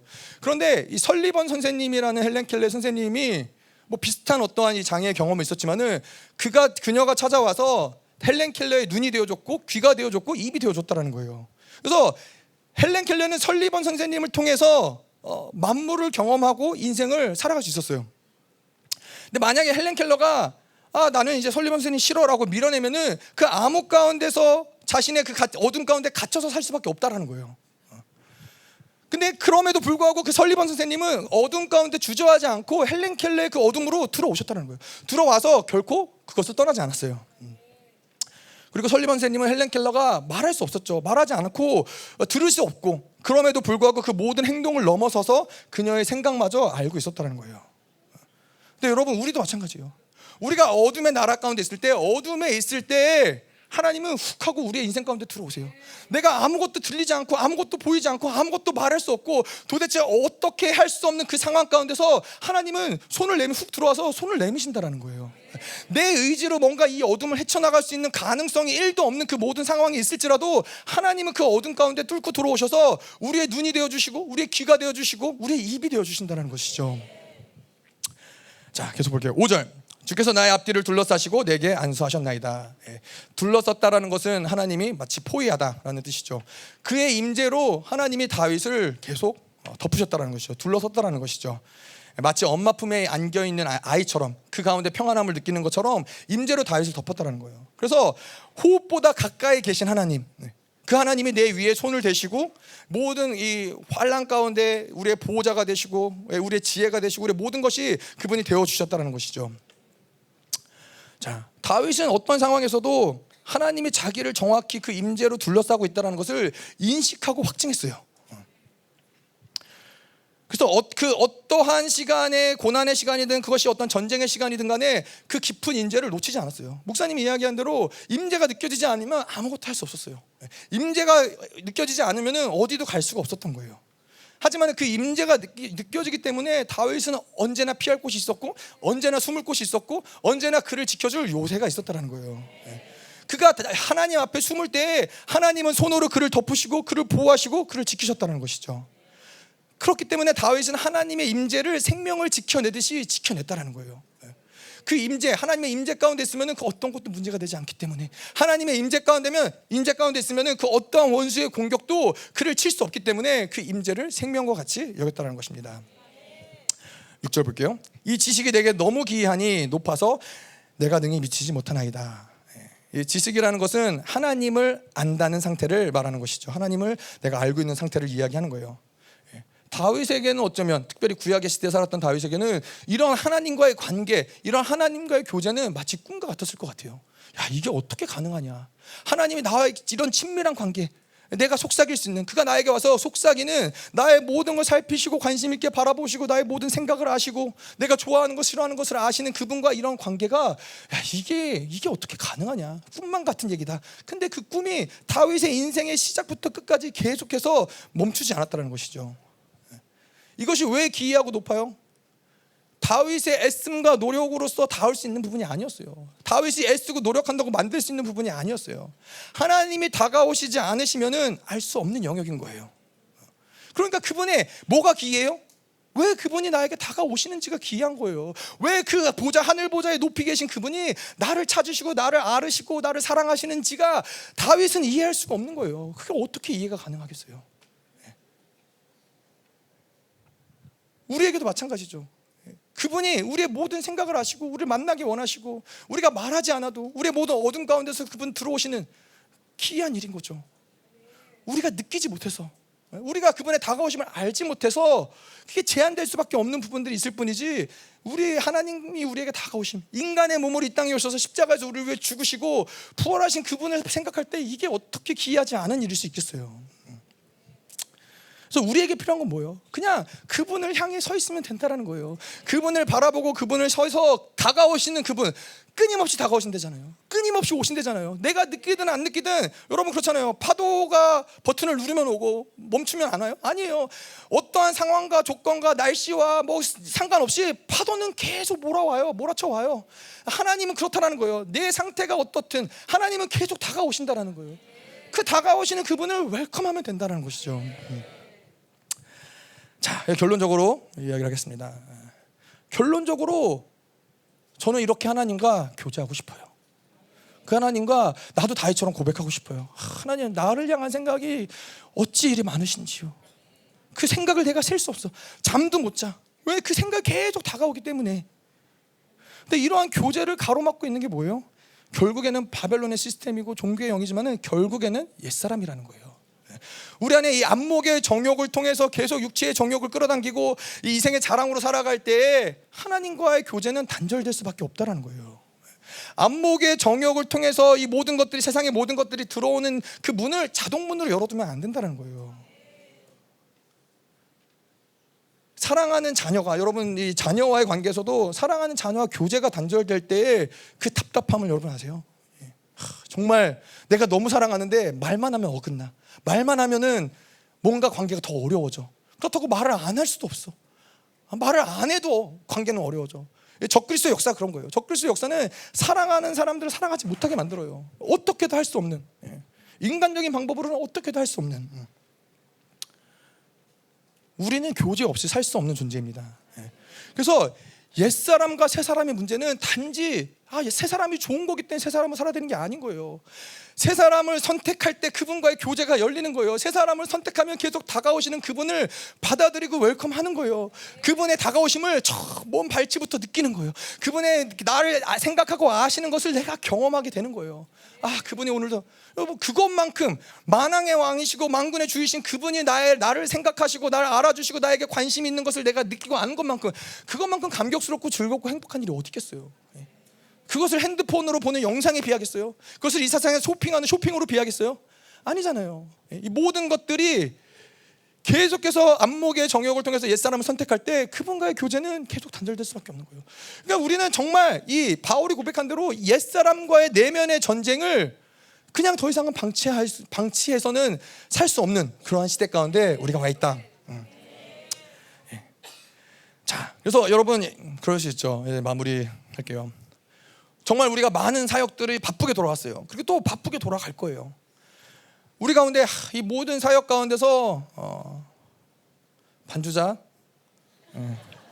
이제 곧 끝나니까 모든 바쁜 사역 가운데서 이제는 나를 좀 챙겨야겠다, 내가 일단 좀 살아야겠다 라고 생각하는 분이 있을 수도 있죠. 너무 힘들고 지쳐서. 근데 여러분 이 다윗과의 하나님과 교제를 보면서 깨닫는 건 뭐냐면은 우리는 우리 스스로를 우리가 지키는 게 아니에요. 우리 스스로를 우리가 안위하고 우리 스스로를 우리가 알아가는 게 아니에요. 그럼 우리에게 남겨진 선택은 뭐예요? 우리에게 남겨진 선택은 죽는 거예요. 죽는 것을 선택할 때 살게 하는 건 하나님이신 거예요. 자기를 포기할 때 자기를 알게 하시는 것은 하나님인 거예요. 우리가 혹 나의 마음은 몰라도 내 마음을 아시는 건 하나님인 거예요. 먼저 그의 나라와 의를 구하면은 이 모든 것을 채우시는 것은 하나님이신 거예요. 하나님과의 교제의 시작은 내가 죽는 데서부터 시작이 되는 거예요. 하나님. 근데 여러분 여기에서 이 모든 어려운 상황 가운데서 살아라, 버텨라, 견뎌라, 이겨내라 라고 하면은 할 수 없을 수도 있어요. 이 상황을 어떻게 버텨요? 이 상황을 어떻게 견뎌요? 근데 죽어라, 다 내려놔라, 나에게 맡겨라. 하나님 원하시는 것은 그거라는 거예요. 이 모든 시간들 가운데 이제는 하나님의 교제가 아니고서는 그분과의 교제를 통해서 나아가지 않고서는 더 이상 이 공동체에서 이 시스템으로 버틸 수 있는 더 이상의 이 시간은 우리에게 존재하지 않아요. 반드시 교제가 열려야 될 줄 믿습니다. 반드시 하나님과의 교제권들이 우리에게 열릴 줄 믿습니다. 제가 바쁜 어떤 이 사역 가운데 하나님이 저에게 다가오셔서 하나님이 그러시더라고요. 야, 너 마음은 어떠냐?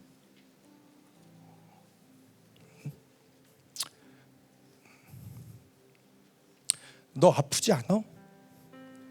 물어보시더라고요. 근데 난 몰랐어요. 아픈지도. 근데 내 마음을 하나님은 관심 있으시더라고요. 내 마음을 나는 모르는데 하나님은 관심이 있으시더라고요. 하나님은 아시더라고요. 우리 함께 기도할게요. 하나님, 그렇습니다. 나를 잘 아시는 주님. 근데 이제 하나님만 나를 아는 게 아니라, 하나님만 나를 찾아오는 게 아니라, 하나님만 나를 살피시는 게 아니라, 하나님, 나도 다윗처럼 당신을 알기 원합니다. 당신의 다가오심을, 당신이 나를 살펴보심을, 당신이 나를 생각하심을, 하나님, 내가 당신을 알기 원합니다. 하나님, 우리 안에 이 모든 옛사람으로 안목의 정욕과 육체의 정욕으로 살아가면서 하나님을 다가와도 알지 못하고, 하나님을 봐도 볼 수 없고, 하나님을 들어도 들을 수 없는 하나님, 우리의 모든 하나님의 악함들을 제거하시고, 하나님, 내가 당신을 원합니다. 이제 옛사람이 아니라 새사람으로 살게 하시옵소서. 하나님, 이제 당신과의 교제가 열리게 하시옵소서. 같이 기도하시겠습니다. 하나님, 지금 이 순간에도 우리에게 다가오셔서, 야, 나는 너를 알기 원해. 나는 너의 마음을 알고 싶어. 나는 너와 함께하고 싶어. 난 너와 교제하고 싶어. 그게 내가 너를 만든 목적이야. 다른 것이 아니라 너와 함께하는 거, 영원히 함께하는 거, 내 마음을 너가 알아주는 거. 하나님, 당신이 다가오심을 이 시간 마음의 문을 열고 하나님 받아들이기 원합니다. 정말 많은 수고와 많은 헌신과 하나님 열심히 달려서 하나님 이곳까지 왔지만은 하나님 다시 일어나기 원합니다. 다시 달려가기 원합니다. 그것은 또 다른 사역을 향하여, 또 다른 어떠한 하나님의 어떤 일을 향하여 나아가는 것이 아니라 하나님을 향하여 달려가기 원합니다. 내가 사랑하는 그분을 향하여 달려가기 원합니다. 하나님, 오시옵소서. 하나님, 우리가 나아갈 수 없는 그 모든 것 가운데 찾아오신 주님, 하나님, 어둠 가운데 우리의 눈이 되시고 귀가 되시고 입이 되어주시는 하나님, 당신께 나아갑니다. 더 하나님 하시옵소서. 더 기름 부으시옵소서. 할렐루야. 아버지, 자, 충보 수고하셨고요. 그래요. 우리 조정희 목사님처럼 이렇게 사는 거를 우리 세상에서는 착각이다, 이렇게 이렇게 착각이다. 하나님 나라에서는 그걸 또 믿음이라고 그러죠, 그렇죠? 뭐 믿음은 지가 믿으면 믿는 거예요, 그렇죠? 그래서 정신 건강에 좋아요, 그렇게 살면. 믿음으로 사세요. 자,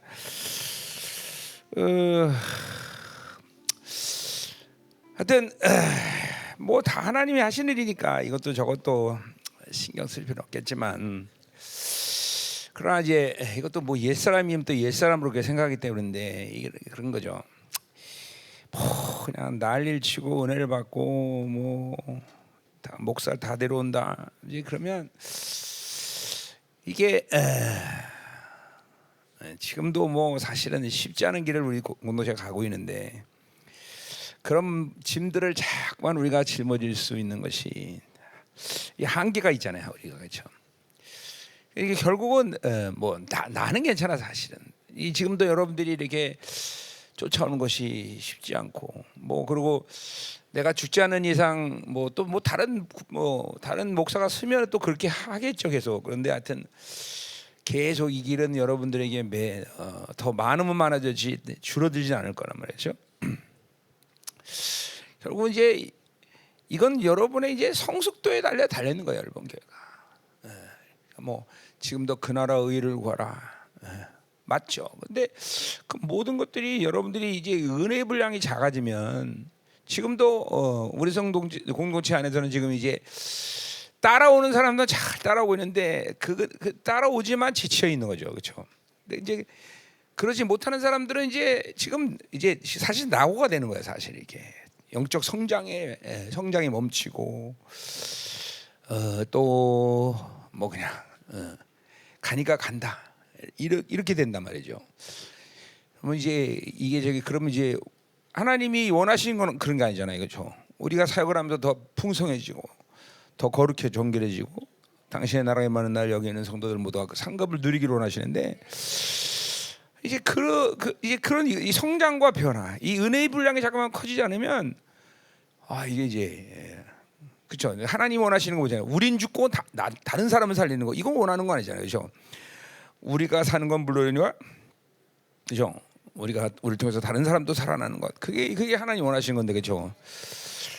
그러니까 결국 여러분들이 계속 성장해야 돼요. 뭐 은혜가 점점 커져야 되는 것이고, 그리고 그러니까 이 예배가 가장 중요해요. 이 예배를 통해서 이 계속 영광이 커지면서 이 예배를 통해서 여러분들이 계속 하나님을 만나고 그러면서 기도의 강력함과 능력을 계속 유지하면서 그럴 때 이제 그렇죠. 우리의 사역은 점점 더 넓어지고 확장되고 그러면서 우리는 더 성장합니다. 그렇죠. 이게 가장 아름다운 그림인데 우리는 계속 죽어가면서 사역만 넓어진다. 그러면 이제 골치 아픈 일이 생기는 거예요. 예. 무슨 말인지 알죠? 지금 이제 그러니까 뭐 사역은 지금 하나님께서 뭐 만반의 준비를 하고 계시는 것 같아요. 오늘도 파키스탄 목사가 왔었지만 잠시 여기 왔지만 또 뭐 파키스탄도 그리고 인도도 뭐 잠깐만 열리는 것 같고 결국 하나님이 나와 이제 교제하면서 결정하실 일이긴 한데 하여튼 나는 그런 게 한편으로는 감사하지만 한편으로는 우리 성도들이 정말 계속 이렇게 쉼없이 달려오는데 이 은혜를 누리고 이 하나님의 영광을 누려야 되는데 그렇지 못할 때는 이게 그냥 굳어진 상태에서 여러분들이 그냥 나쁘게 말하면 그런 거죠. 그냥 하나님께 이용당하는 거 아니야, 그렇죠? 우리는 사역만 하고, 그렇지? 그건 하나님이 절대 원하는 그림도 아니고 하나님 그걸 그런 그림을 갖고 계시는 한데 우리가 계속 이렇게 성장 안 할 때는 어쩔 수 없이 그런 모습을 가지게 돼요. 그게 또 옛날에 존재했던 그런 교회들의 모습이었어요, 그렇죠? 우리 교회는 아니지만 한국 교회 존재했던 교회 중에서는 매일 비전 계속 비전 얘기하면서 비전으로 때려잡는 거잖아요, 그렇죠? 우리 교회는 그게 비전으로 때려잡는 교회가 아니에요, 그렇죠? 여러분들이 여러분의 영혼의 성장과 새로워지는 그 간격을 가지고 가서 사역을 하고 교회를 세우고, 그렇죠? 하나님의 나라를 확장시키는 거 아니에요, 그렇죠? 그런 성장과 변화 없이 간격 없이 계속 여러분이 사역만 투입된다. 그러면 이건 이제 하나님 원하는 그림이 아니다 이 말이죠, 그렇죠? 지금도 이제 RT 보니까 RT 또 나간 이번 주죠? RT? 이번 주도 또 RT 나가는데 이런 모든 것도 여러분이 성장을 확인하는 자리에 돼야 되고 여러분이 받은 모든 은혜가 정말 진짜구나. 이런 걸 확정하는 자리가 되는데 그게 아니라 의무적으로 나가고 의무적으로 뭘 하고 교회가 나가니까 나간다. 목사님이 하라니까 했다. 이런 거가 되면 이제 앞으로도 지금도 이번 뭐 벌써 1,000명이 넘었어요. 추석 집회 1,000명 등록이 이제 그럼 이번에 얼마나 올 거냐? 뭐 하나님이 이런 모든 막 스케일상 막 모든 거 늘어나고 있는데 결국 또 건축은 아직 시작도 안 했어요. 건축도 해야 되지 뭐 이것도 하지. 사실은 지금 나비돌 외에 1,000명 이상 모여서 또 집회할 장소도 한국에는 이게 거의 없는 것 같아요. 뭐 이제 아예 비싼 호텔로 가면 몰랄까. 근데 하룻밤에 막 한 10억씩 쓰는 호텔 이런데 가면 모를까. 그렇지 않고는 뭐 없어요. 집회 장소도. 이게 무슨 여러 가지 하나님 의도가 있겠지만 그것은 이제 공동체가 잠깐만 이 사역의 확장을 이어나가는 일들이 영적으로 위험수에 있는 거예요. 위험수에 왔다 갔다 경계선에 있는 거야. 경계선에. 그러니까 여러분들 공동체 전체가 영적으로 확 풀어지면 얼마든지 하나님이 늘려도 상관이 없으니까. 그럼 이제 교회가 건축도 시작하고 여러 가지로 풀어질 텐데 이걸 풀어놓기에는 지금 애매모호한 상황인 거예요. 이걸 확 풀어놓으면은 이게 막 이제 그냥 막 이제 지금도 막 이게 율법이 돼가고 있는데. 근데 그게 덜어놓으면 그러면 이제 진짜 율법이 되는 거죠. 그런 애매모호한 상황 속에 있기 때문에 사역을 확 내가 그냥 나 스스로도 사실 여러분은 볼 때는 목사님이 바삐 뛴다. 바삐 뛰는 건 맞아요. 그러나 여전히 나는 지금 속도 조절을 하고 있다고요. 그러니까 올 상반기에도 나는 사역을 안 했고 사실은 뭐 MB도 나고 다 나갔지만 지금 하나님이 급하게 강림하시는 이 놀라운 절기 가운데 있기 때문에 최소한의 사역의 분량을 지금 하고 있는 거예요. 사실은 최소한의 사역 분량. 그리고 여기서 더 많은 것들을 열어놔야 된다. 그러면 이제 여러분이 공동 전체가 계속 더 깊은 은혜 속으로 들어와야 된다는 거죠. 근데 아직까지도 여러분들은 우리 성도 중에는 아직도 이 뭐 영적 충격 때문에 받은 상처, 묶임, 굳어짐. 지금도 보세요. 이게 많은 공격이 들어오는데 지금도 뭐 그 공격이라는 게 좋은 의미에서 해석할 수도 있어요. 그러나 또 한편으로는 너무 연약하다. 그런 측면에서 또 우리가 봐야 되는 거고. 그러니까 이런 걸 여러분들이 이제 내가 지금 좋은 소리 하려고 그러는 거예요? 나쁜 소리가 아니라? 너는 주눅들으라는 걸 얘기하는 게 아니라 이제는 한국 교회도 또 이게 확장되면서 뭐 이게 여러분들이 부흥의 시간을 맞아야 돼요, 그렇죠? 이제 막 은혜가 커져야 된다 이 말이에요. 그냥 여기는 여러분 담임 목사는 잠깐만 여러분을 비전으로 때려잡는 사람이 아니에요. 그러니까 비전으로 때려잡으면 난 벌써 어디 다 가 있을 거야 나는. 그러니까 여러분들 다 지금 영적으로 키우고 양육하고 그런 측면에서 이 사역을 시키면서 이런 성장과 변화와 이 진리가 진짜구나라는 걸 여러분이 필드에서 다 경험하기 위해서 지금 이끄는 거란 말이죠. 알았죠? 그러니까 사역이 넓어지고 잠깐만 뭐 많은 사람이 온다는 거 좋은 얘기지만 그러나 가장 좋은 얘기는 여러분이 그렇게 그 모든 걸 감당할 수 있는 은혜의 분량이 커져야 된다는 거예요. 지금 예배도 지금과는 비교 안 되는 폭발적인 역사가 있어야 되는 거고, 기도의 능력도 더 강해지려야 되는 것이고, 공동체의 사랑도 더 깊어져야 되는 것이고, 그렇죠? 그래야 앞으로 사역이 넓어져도 아무 문제가 되지 않는 거예요. 제발 막 교회가 바삐서 지금도 막 이번 주 상처 막 교회 공격도 많고 힘든 사람도 많고 오니까. 그래요. 또 그런 거 자체가 이제는 힘들다가 아니라 돌파. 야 이게 막 이게 뭐 대가 칠 것이다. 뭐 이런 식으로 나가야 되는데 공격 받으면니까 나는 우리 이제 교회에서 있으면 안 되는가 나가야 되나요? 뭐 이런 생각을 가는 사람 있죠, 많죠. 그러니까 이런 게 힘든 거예요, 내가 지금.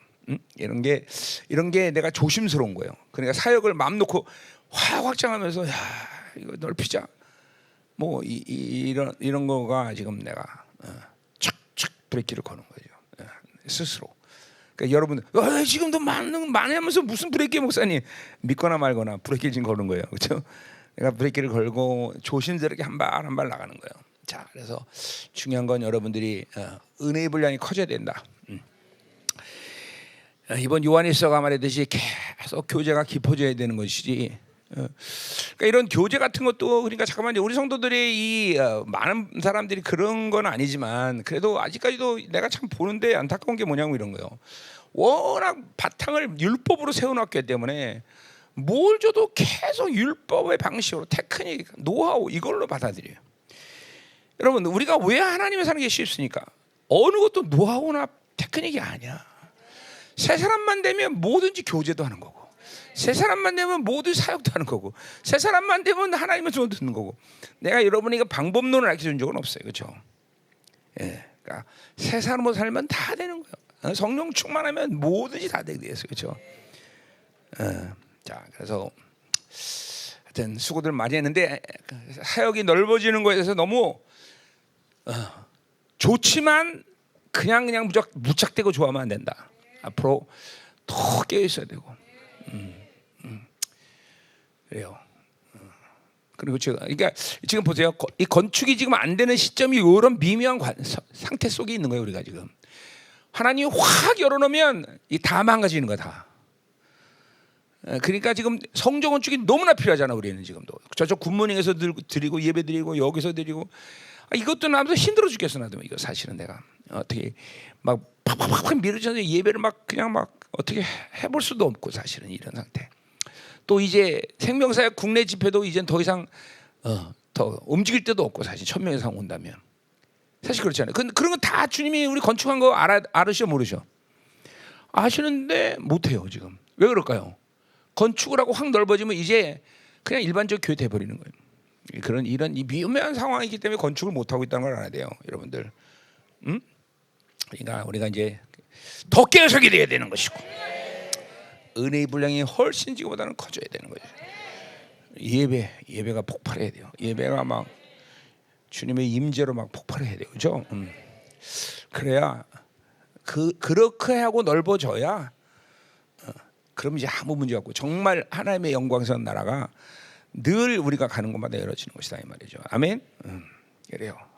자, 하여간 수고하셨고 이제 또 추석 집회 우리 모다 동시한 추석 집회 큰 은혜가 되도록 이제 기도해야 돼요. 하여간 요런 맥락이 지금 아주 굉장히 중요한 부분이에요. 내가 얘기한 게 지금 그렇잖아요. 건축을 확 하고 하나님이 터뜨리는 모든 것들이 다 환경적으로 맞는 것 같은데 왜 안 하시겠다 이거지. 이건 우리 성도들의 은혜에 대한 분량들이 커지지 않기 때문에 모든 것이 막 성장시키면 열방교회는 뭐야? 거룩이 목숨인데 이 거룩이 무너지고 완전히 시스템이 이게 조직하게 이게 막 율법적으로 돌아가 버리면 이건 이제 걷잡을 수 없는 거예요. 그래서 하나님이 그걸 지금 무참하게도 경계하고 계시는 거예요. 그러니까 여러분들이 건축을 하려면 돈을 내는 것은 나중 문제예요. 은혜가 커져서 거룩의 분량이 커져야 돼요. 이게 제일 중요한 문제예요. 그래야 하나님 맘 놓고 건축을 딱 하라죠. 하나님이 만물의 주인이신데 그거 하나 못 하실 것 같아요. 그분 결정하면 1,000억 아니라 더한 같더라도 오늘 당장 들어올 수 있어요. 근데 하나님이 이런 이유 때문에 지금도 홀딩하고 계신 거예요. 그러니까 여러분이 성장 안 하고 변화되지 않는 문제를 가볍게 여기지 마세요. 이제는 그거는 하나님의 나라가 올 때 문제가 생기는 것이고 또 이 땅에서 우리가 지금 교회 전체도 사역에 대한 문제도 생기는 거고. 자, 지금쯤이면 여러분들이 하나님과 이 교제 이런 교제 같은 것도 막 쫙 열려내는 것이고. 이 기도 같은 것도 이제 담임 목사가 기도해라 이런 소리 할 필요도 없는 거예요. 그냥 주님과 쭉 그냥 기도도 밀고 나가고 말이에요. 이 정도는 돼야 그래도 이제 교회가 맘 놓고 막 치고 나가고 인도도 가는 거고 이왕기식도 할 수 있는 거고 오늘 파키스탄 왔는데 파키스탄도 갈 수 있는 거고 그러지. 이게 막 지금 막 징징대는데 지금 막 담임 목사가 한 주만 벼도 막 난리가 나는데. 그런 내가 마음 놓고 갈 수 있냐 이거죠. 그렇죠? 응? 말해봐. 그래 안 그래? 그렇단 말이죠. 그러니까 여러분들이 정말 단단히 그렇죠? 마음을 먹고 성장해야 되는구나. 새로워져야 되는구나. 그렇죠? 이렇게 돼야 된다. 자, 기도합시다. 하나님 감사합니다. 이번 또 목회 집회를 잘 마치고 우리 성도들이 교회됨으로 연합하여 하나님이여 모든 승리를 주심을 감사를 드립니다. 이제 하나님 많은 사역들이 더 크게 열리고 있는 이 막중한 시즌 가운데 결국 우리들의 모든 분량이 커져야 되고 더 성숙하고 성장해야 되는데 이런 부분이 하나님이여 사역에 대한 하나님이여 모든 템포가 하나님이여 미뤄지고 있습니다. 하나님 당신의 원하시는 분량만큼 원하시는 스케일만큼 원하시는 하나님이여 곳에 우리들이 언제든지 나갈 수 있도록 이제 열방교회 모두가 다 온전해지고 성장하게 하여 주옵소서. 하나님의 은혜의 분량이 커져서 어디를 나가서 어떤 생각을 해도 하나님은 거룩에 하나님의 손상가지 않으며 오히려 거룩이 커지며 하나님께서 더 깊이 우리와 함께 동행하는 그런 영광스러운 성도들로 세워지게 하여 주옵소서. 이번 집회에 많은 후유증들 깨끗이 치유하시고 이제 다가오는 추석 집회와 그리고 도미니카 그리고 리치몬드 집회 또 큰 승리를 준비하게 하여 주옵소서. 누가 나가더라도 하나님 언제든지 어딜 나가도 큰 하나님의 역사가 있게 하시고 그 승리의 전리품으로 인하여 공동체는 더욱더 풍성해지며 영광스러워질 수 있도록 축복하소서. 이번 집회에 공동체를 공격하는 원수들이 대가를 치르는 것을 보게 하옵소서. 영권, 인권, 물권, 차인권에 더 확장되게 하시며 하나님의 거룩은 더 온전해지게 하시고 기도는 더 급속도로 빠른 시간에 응답되는 복된 교회 될 수 있도록 축복하여 주옵소서. 오늘도 드린 예물 받으시고 축복하시옵소서. 하나님 보십시오. 하나님 더 많은 것을 우리가 보내야 되고 더 많은 일들을 벌여야 되며 더 많은 것을 하나님이여 이뤄가는 이런 시즌이 왔습니다. 우리는 할 수 없습니다. 하나님 이제 이 모든 것들을 더 풍성히 흘려보내서 모든 풍성함이 공동체에 흐르게 하시옵소서. 기업들, 자녀들, 손대는 곳마다 공동체에 가는 곳마다 하나님의 나라의 풍성함이 이루어질 수 있도록 축복하여 주옵소서. 오늘도 이 예배를 흠양하시고 기뻐 받아 주시옵소서. 이제는 교회의 머리 되신 우리 구주 예수 그리스도의 은혜와 아버지 하나님의 거룩하신 사랑과 성령 하나님의 내조 교통 위로 충만하신 역사가 하나님의 영광스러운 나라를 위하여 성숙함으로 성장함으로 기쁨으로 은혜의 원리로 동참하기를 결단하는 사랑하는 성도들, 그 가정, 직장, 자녀, 기업과 비전 이외 이 나라 민족과 전 세계에 파송된 사랑하는 성도들, 생명사역과 열방교회 이제부터 영원히 함께 간절히 축원합니다. 아멘.